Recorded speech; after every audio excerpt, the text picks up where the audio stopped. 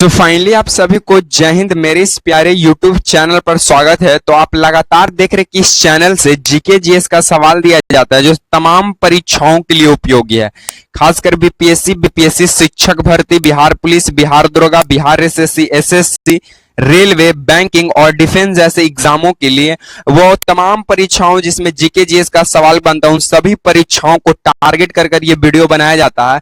और ये खासकर बिहार पुलिस पर ज्यादा फोकस करेगा क्योंकि अभी बिहार पुलिस को एग्जाम शुरू होने वाला है 7 अगस्त से। तो ये उन परीक्षाओं के लिए भी खासकर उपयोगी होगा। तो चलिए आपकी समय की बर्बादी ना करते हुए एक मोटिवेशनल कोट से शुरुआत करते हैं। मोटिवेशनल कोट क्या कहता है कि मंजिल मिले या ना मिले ये तो मुकद्दर की बात है, मंजिल मिले या ना मिले ये तो मुकद्दर की बात है, हम कोशिश भी ना करें ये तो गलत बात है। हम लोग के साथ साथ हार्ड वर्क के साथ साथ स्मार्ट वर्क करते चलना है, तभी सिलेक्शन तक हम लोग पहुंच सकते हैं। ठीक है, तो चलिए सबसे पहला सवाल से हम शुरुआत कर देते हैं। सबसे पहला सवाल आपका यहीं पे देखने को मिल जाता है कि बताइए मेट्टूर बांध किस नदी पर स्थित है। तो देखिए जो मेट्टूर बांध है ये कावेरी नदी पर स्थित है। किस नदी पर है? कावेरी नदी पर।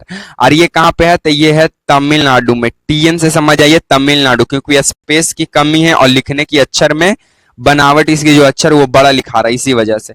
तो मेट्टूर बांध कावेरी नदी पर है, तमिलनाडु में है और ये तमिलनाडु का सबसे बड़ा बांध है। तमिलनाडु का सबसे बड़ा बांध कौन सा है? तो मेट्टूर बांध है। साथ में कावेरी नदी पर एक कर्नाटक में बांध स्थित है, उसका नाम है कृष्ण राजा सागर बांध। कृष्ण राजा सागर बांध ये भी कावेरी नदी पर है। कहां पड़ता है? कर्नाटक में पड़ता है। तब मेट्टूर बांध कावेरी नदी पर है, तमिलनाडु में है और तमिलनाडु का सबसे बड़ा बांध है कौन? मेट्टूर बांध। साथ में कावेरी नदी पर ही कृष्णा राजा सागर बांध है जो कि कर्नाटक में पड़ता है। कहां पड़ता है? कर्नाटक में पड़ता है। साथ में कावेरी जल विवाद है। कावेरी जल विवाद किनके किनके मध्य है? तो कावेरी जल विवाद आपको देखने को मिल जाता है तमिलनाडु, उसके बाद कर्नाटक, कर्नाटक हो गया। साथ में आपको देखने को मिल जाएगा केरल और पुदुचेरी। तो इन राज्यों से कावेरी जल विवाद संबंधित है। तमिलनाडु, कर्नाटक, केरल और पुदुचेरी से संबंधित है। इसको आप देख लीजिएगा। ठीक है, चलिए सेकंड नंबर ये देखिए, ये जो भी हम इतना एक क्वेश्चन से इतना सारा जो डिस्कशन कर रहे हैं इसी से सिलेक्शन आपका होने वाला है। इसको नोट पॉइंट करते चलिएगा या फिर अगर आप याद है तो रिवीजन के तौर पर आप इसे लिखते चलिएगा। तीसरा नंबर सवाल कहता है कि भोपाल गैस त्रासदी कब हुआ? भोपाल गैस त्रासदी कब हुआ? तो मध्य प्रदेश की राजधानी भोपाल में 4 दिसंबर कब? 4 दिसंबर 1984 को एक बहुराष्ट्रीय कंपनी के रूप में एक कंपनी से गैस रिसाव होता है। मध्य प्रदेश की राजधानी भोपाल में 4 दिसंबर 1984 को एक घटना घटती है जिसे भोपाल गैस त्रासदी के रूप में जाना गया। और इसमें जो गैस रिसाव किया था उस गैस का नाम था मिथाइल आइसोसाइनाइड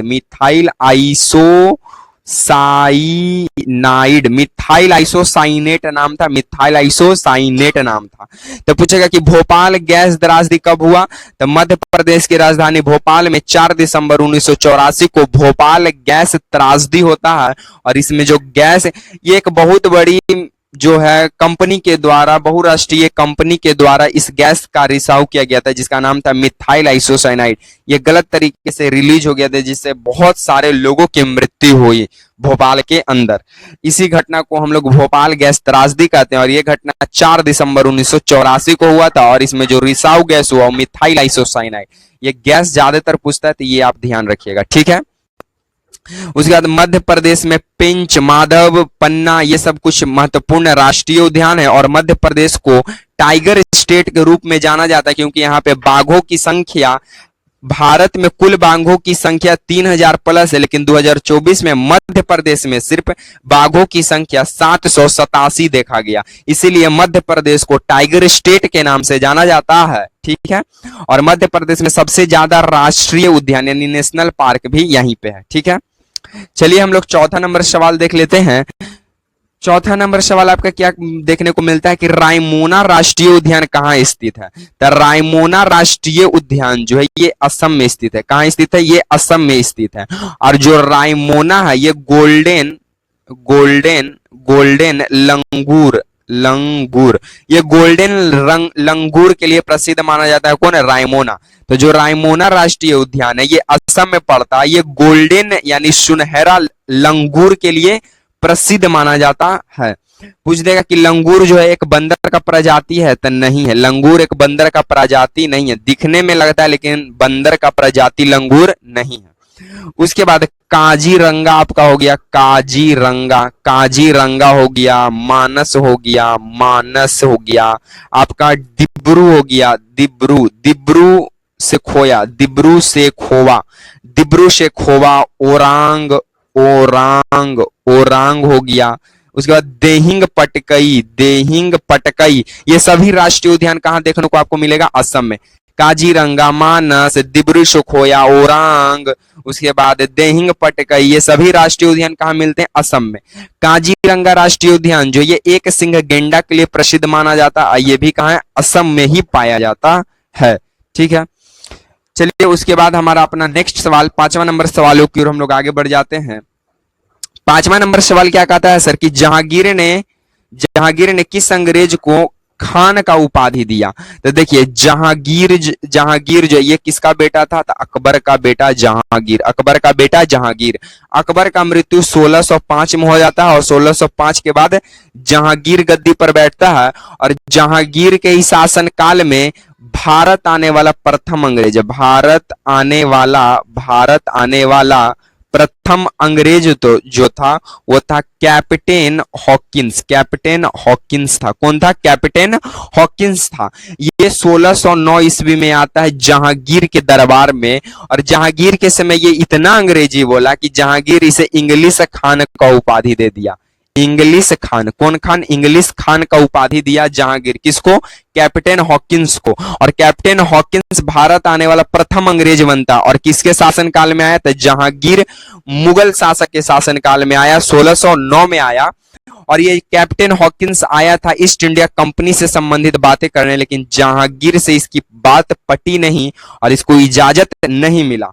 उसके बाद भारत में ईस्ट इंडिया की कंपनी 31 दिसंबर 1600 ईस्वी को हो जाता है। तो पूछेगा कि भारत में ईस्ट इंडिया कंपनी कब आया? 31 दिसंबर 1600 को। जहांगीर ने किसे अंग्रेजी खान कहा? तो वो भारत आने वाला प्रथम अंग्रेज कैप्टन हॉकिंस को अंग्रेजी सुनकर जहांगीर उसे कैप्टन हॉकिंस को इंग्लिश खान का उपाधि दे देता है। और अकबर का बेटा जहांगीर बैठता है गद्दी पे 1605 में। और ये कैप्टन हॉकिंस जहांगीर से मिलने कब आते हैं? तो 1609 में। ठीक है, चलिए अब हम इसके आगे हम बढ़ जाते हैं छठा नंबर सवाल की ओर। छठा नंबर सवाल क्या कहता है कि भारत का प्रथम परमाणु परीक्षण कहां किया गया? तो भारत का प्रथम परमाणु परीक्षण 18 मई 1974 को हुआ। 18 मई 1974 को हुआ। और ये कहां हुआ था? तो ये राजस्थान के पोखरन में हुआ। तो भारत का प्रथम परमाणु परीक्षण 18 मई 1974 को हुआ और राजस्थान के पोखरन में इसका परीक्षण किया गया। और इस समय के तत्कालीन हमारे प्रधानमंत्री श्रीमती इंदिरा गांधी थी। कौन थी? इंदिरा गांधी थी। और इस जो भारत का जो प्रथम परमाणु परीक्षण किया गया, इस ऑपरेशन का नाम था स्माइलिंग बुद्धा यानी हंसता हुआ बुद्ध भगवान। ठीक है, उसके बाद दूसरा परमाणु परीक्षण जो है 13 मई को किया जाता है। कब किया जाता है? 13 मई 1998 को किया जाता है। और इस समय भारत के जो पीएम थे वो थे अटल बिहारी वाजपेयी। कौन थे? अटल बिहारी वाजपेयी। वाजपेयी। तो पूछेगा कि भारत का प्रथम परमाणु परीक्षण कब किया गया? 18 मई 1974 को राजस्थान के पोखरण में किया जाता है और उस समय के प्रधानमंत्री इंदिरा गांधी थी। और ऑपरेशन का नाम था ऑपरेशन स्माइलिंग बुद्धा।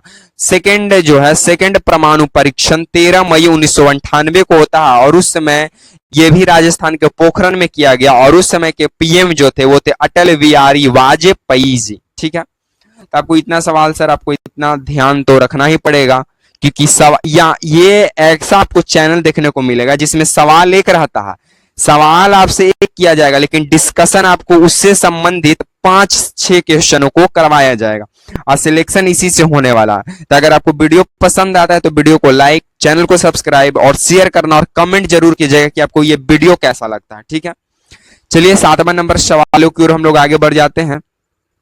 7वां नंबर सवाल कहता है कि सरदार वल्लभ भाई पटेल हवाई अड्डा कहाँ स्थित है? तो सरदार वल्लभ भाई पटेल जो हवाई अड्डा है ये है गुजरात के अहमदाबाद में, गुजरात के अहमदाबाद में है। उसके बाद लाल बहादुर शास्त्री, लाल बहादुर शास्त्री अंतरराष्ट्रीय हवाई अड्डा कहाँ है? तो लाल बहादुर शास्त्री हवाई अड्डा ये वाराणसी में है, वाराणसी में है। ये कहाँ है? वाराणसी में आपको देखने को मिलता है। उसके बाद इंदिरा गांधी अंतरराष्ट्रीय हवाई अड्डा कहाँ है? तो इंदिरा गांधी अंतरराष्ट्रीय हवाई अड्डा नई दिल्ली में है, नई दिल्ली में है। तो ये 3 सवाल सबसे ज्यादा एग्जाम में पूछता है, ऐसे तो और भी पूछता है लेकिन ये आप ज्यादा ध्यान दीजिएगा क्योंकि एग्जाम नजदीक है और जब आप पूरा पढ़िएगा तो होने वाला है नहीं। तो सरदार वल्लभ भाई पटेल हवाई अड्डा कहाँ है? गुजरात में है। लाल बहादुर शास्त्री हवाई अड्डा कहाँ है? तो वाराणसी में है। इंदिरा गांधी अंतरराष्ट्रीय हवाई अड्डा कहाँ है? तो नई दिल्ली में है। चलिए हम लोग 8वां नंबर सवालों की ओर आगे बढ़ जाते हैं। 8वां नंबर सवाल क्या कहता है कि शैवाल में किसकी मात्रा अधिक होती है? तो देख लीजिए शैवाल में किसकी मात्रा अधिक होती है? तो शैवाल में सबसे ज्यादा क्लोरोप्लास्ट पाया जाता है। शैवाल में सबसे ज्यादा क्या पाया जाता है? तो शैवाल में सबसे ज्यादा क्लोरोफिल पाया जाता है, क्लोरोफिल पाया जाता है। ऐसे तो ये प्रोटीन वसा से भी बना हुआ रहता है लेकिन शैवाल में किसकी मात्रा सबसे अधिक है? क्लोरोफिल की। उसके बाद शैवाल भी बहुत सारे होते हैं, लाल होते हैं, ब्लू होता है, हरियर होता है। ठीक है, तो इसकी अनेक प्रकार होती हैं। शैवाल में जो बैक्टीरिया पाया जाता है उसका नाम है साइनोबैक्टीरिया, साइनोबैक्टीरिया। तो पूछेगा कि शैवाल में कौन सा बैक्टीरिया पाया जाता है? तो शैवाल में साइनोबैक्टीरिया पाया जाता है। उसके बाद शैवालों का अध्ययन क्या कहलाता है? यानी स्टडी ऑफ शैवाल। तो स्टडी ऑफ शैवाल को इंग्लिश में कहते हैं एल्गे। तो स्टडी ऑफ एल्गे या शैवाल का अगर हम लोग अध्ययन करते हैं तो उसको कहते हैं फाइकोलॉजी, फाइकोलॉजी।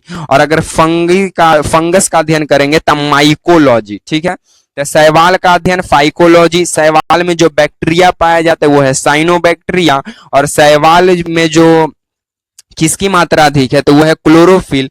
और उसके बाद शैवाल जो है ये सेल्यूलोज का बना होता है, सेल्यूलोज का बना होता है इसका कोशिका भित्ति। तो पूछेगा शैवाल का कोशिका भित्ति किसका बना होता है? सेल्यूलोज का। तो आपको इतना चीज यहां से सर ध्यान देना पड़ेगा।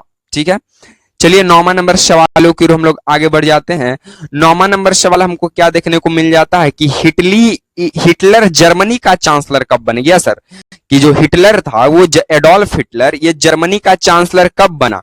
तो एडोल्फ हिटलर जो है जर्मनी का चांसलर 30 जनवरी कब? 30 जनवरी 1933 को बन जाता है। तो हिटलर जर्मनी का चांसलर कब बना? 30 जनवरी 1933 को। ये जो हिटलर था ये नाजीवादी पार्टी से था। किस पार्टी से था? नाजीवादी पार्टी से संबंध रखता था। हिटलर का बुक का नाम है यानी इसकी आत्मकथा जिसका नाम है मेरा संघर्ष किसकी पुस्तक की आत्मकथा है? तो वो है हिटलर की। हिटलर का जो जन्म है सर ये जन्म 20 अप्रैल 1889 को देखने को मिलता है। कहां पे?